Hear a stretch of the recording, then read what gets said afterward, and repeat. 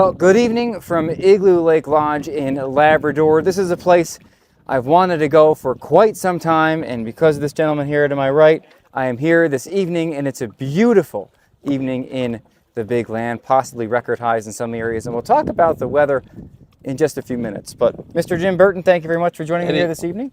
Thank you. Great to have you here, man.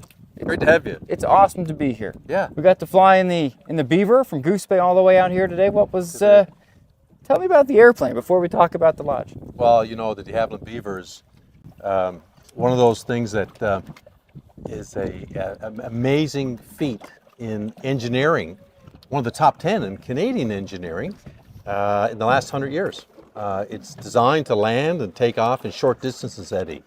And we'd like to think of it as, in the outfitting business, as our pickup truck with wings. So it's kind of very important and adds to the life and success of the operation. Absolutely, and I mean, we were in this plane today. We flew over from Goose Bay. We had a load of supplies in here, along with the two of us. Yep. We landed here this afternoon. All those supplies were unloaded into Igloo Lake Lodge, and Yeah. that brings me to my next question. And my next, I guess, question for you is, you know, you have a history here with the lodge, and you know, just let's talk about that for a little bit.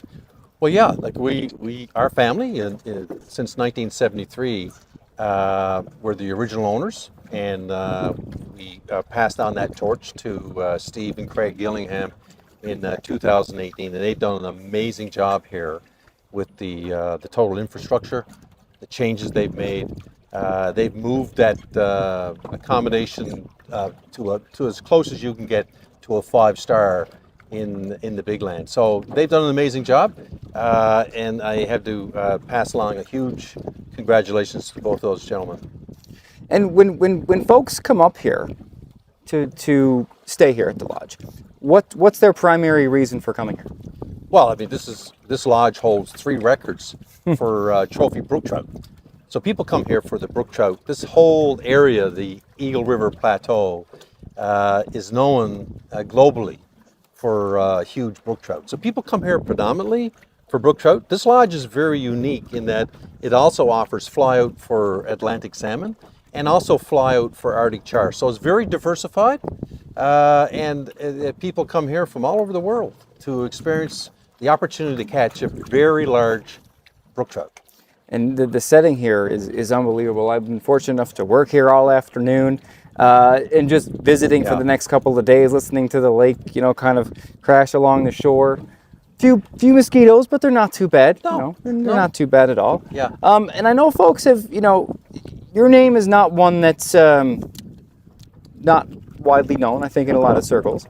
But what folks may not know is, along with being in real estate and very successful at that, you're also a very successful pilot. I mean, you've been flying for almost 50 years now? Yeah, this is my 49th year flying. That's amazing. And my passion is you know, flying airplanes, and I'm very fortunate to have a wonderful career in aviation. Alongside as an entrepreneur with the outfitting business, fishing and hunting in Labrador, and also real estate in the city of St. John's. So I feel very blessed to have had a wonderful career in aviation and in the real estate business in St. John's. What are your businesses in St. John's? What's the name of those, in case anyone? Well, Remax Infinity, of course, at the hotel, Eddie, in the east end of St. John's, and of course our lovely office in Conception Bay South.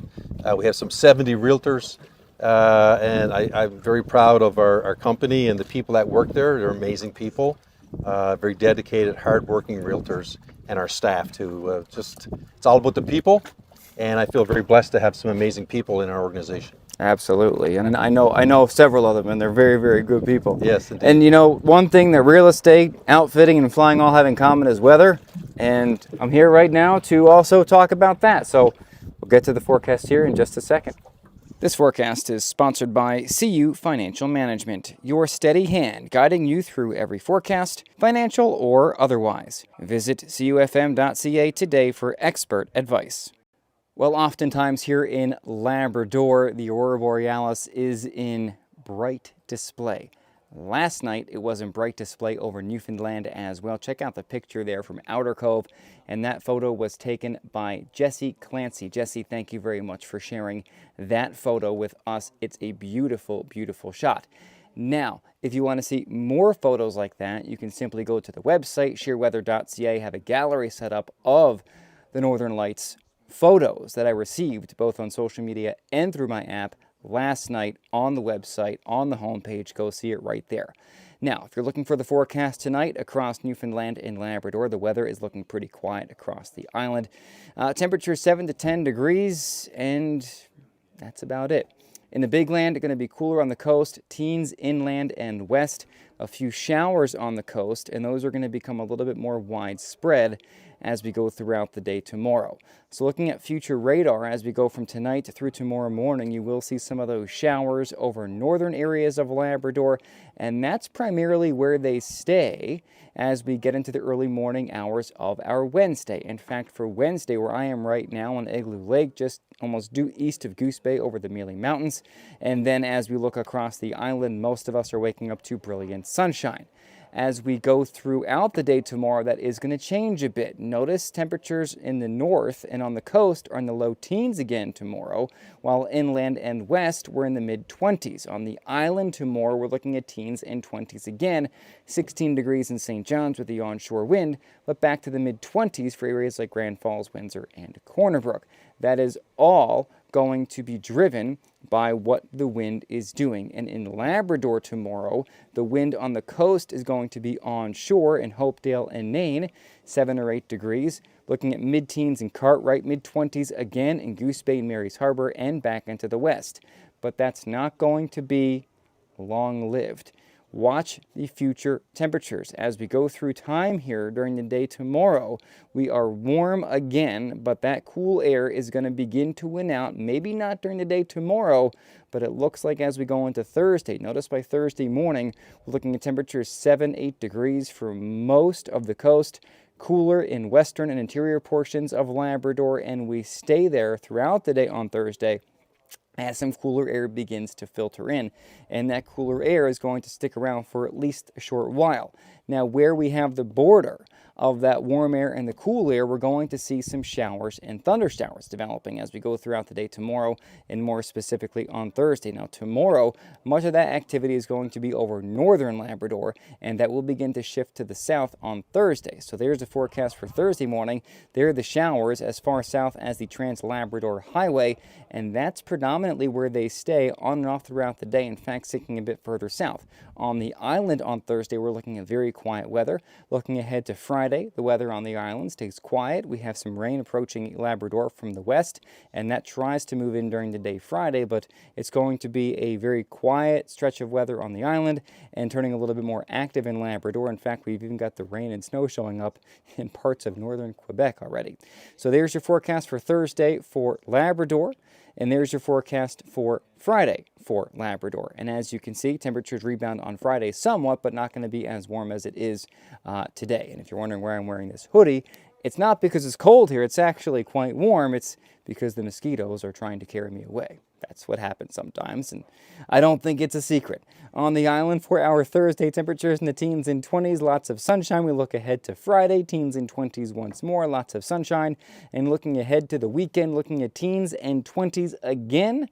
We're going to see if we can beat 2012's record, in St. John's for days at or over 20 degrees, which is 76. We're going to be very, very close by the end of this week. Into Labrador as we look into the weekend, a few showers on Saturday, but otherwise very quiet as we look ahead to Sunday, and no major weather in play, at least for the time being. Now, speaking of major weather, we're always watching the tropics this time of year, and there is a 70% chance of development in the tropics within the next 7 days. I'll keep a very close eye on that, but otherwise, it's not very busy weather-wise across the province right now, and as we are gearing up to get into the fall season, it's okay by me.